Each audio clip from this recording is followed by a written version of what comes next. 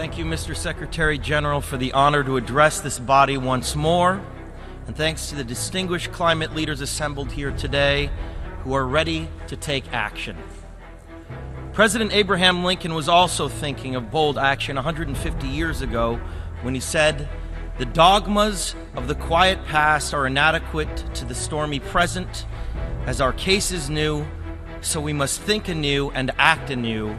We must disenthrall ourselves, and then we shall save our country." He was speaking before the U.S. Congress to confront the defining issue of his time, slavery. Everyone knew it had to end, but no one had the political will to stop it. Remarkably, his words ring as true today when applied to the defining crisis of our time, climate change. As a UN messenger of peace, I have traveled all over the world for the last 2 years documenting how this crisis is changing the natural balance of our planet.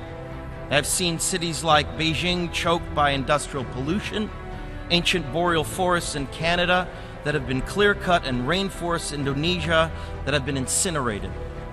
In India, I met farmers whose crops have been literally washed away by historic flooding. In America, I have witnessed unprecedented droughts in California and sea level rise flooding the streets of Miami. In Greenland and in the Arctic, I was astonished to see that ancient glaciers are rapidly disappearing, well ahead of scientific predictions. All that I have seen and learned on my journey has absolutely terrified me. There is no doubt in the world scientific community that this is a direct result of human activity and the effects of climate change will become astronomically worse in the future. I do not need to tell you these statistics. You know them better than I do, but more importantly, you know what will happen if this scourge is left unchecked. You know that climate change is happening faster than even the most pessimistic of scientists warned us decades ago. It has become a runaway freight train, bringing with it an impending disaster for all living things. Now think about the shame that each of us will carry when our children and grandchildren look back and realize that we had the means of stopping this devastation, but simply lacked the political will to do so. Yes, we have achieved the Paris Agreement. More countries have come together here to sign this agreement today than for any other cause in the history of humankind, and that is reason for hope. But unfortunately, the evidence shows us that it will not be enough. Our planet cannot be saved unless we leave fossil fuels in the ground where they belong.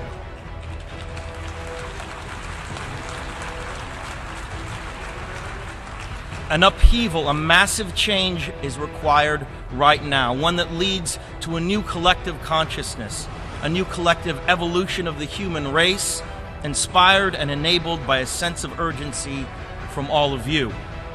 We all know that reversing the course of climate change will not be easy, but the tools are in our hands if we apply them before it is too late. Renewable energy, fossil fuels, and putting a price on carbon pollution are beginning to turn the tide. This transition is not only the right thing for our world, but it also makes clear economic sense and is possible within our lifetime. But it is now upon you to do what great leaders have always done, to lead, to inspire, and empower, as President Lincoln did in his time. We can congratulate each other today, but it will mean absolutely nothing if you return to your countries and fail to push beyond the promises of this historic agreement.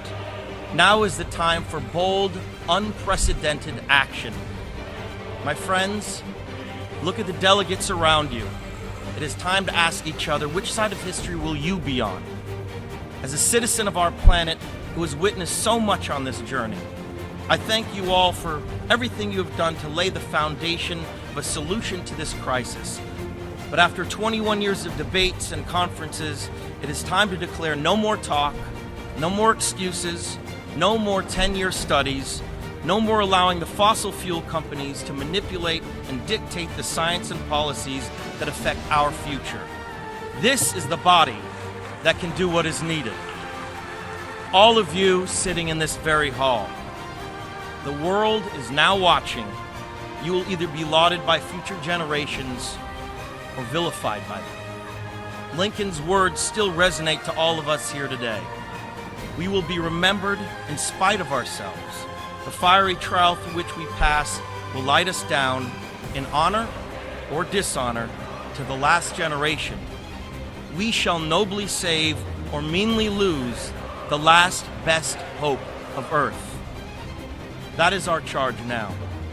You are the last best hope of earth. We ask you to protect it, or we and all living things we cherish are history. Thank you very much.